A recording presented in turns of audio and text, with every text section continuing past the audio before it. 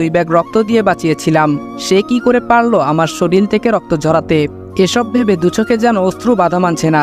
জান্নাতের সাথে আমার প্রেম আছে, বাসার সবাই জানে। কিছুক্ষণ পর আম্মু এসে পাঞ্জাবি পায়জামা দিয়ে, তোর সাথে জান্নাতের বিয়ে, রেডি হয়ে নে, আর বিয়ে না করলে আমার মরা মুখ দেখবি।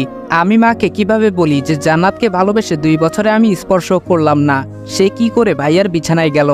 অবশেষে সিদ্ধান্ত নিলাম যে মায়ের কথা রাখতে বিয়ে করব, কিন্তু বাসা থেকে চলে যাব যাতে জান্নাতের মুখ না দেখতে হয়।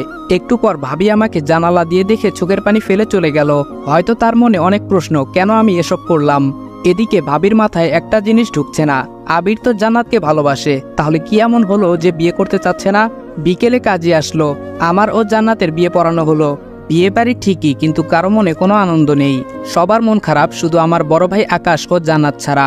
পায়ে ও হাতে প্রচণ্ড ব্যথা করতেছে, তবুও কষ্ট করে একটা চিঠি লিখলাম। প্রিয় মা, আমি তোমার কথা রেখেছি মা। আমি জান্নাতকে বিয়ে করেছি। জানো মা, তোমার মরামুখ আমার সহ্য হবে না। জানো মা, আমি তোমাকে অনেক ভালোবাসি। আমার বাবা অনেক আগেই পরপারে চলে গেছে। জানি না সে থাকলে হয়তো আরো অনেক মারতো, কিন্তু তুমি আমাকে মারোনি মা। আমি জানি তুমি আমাকে অনেক ভালোবাসো, অনেক কষ্ট পেয়েছো জানি, কিন্তু আমি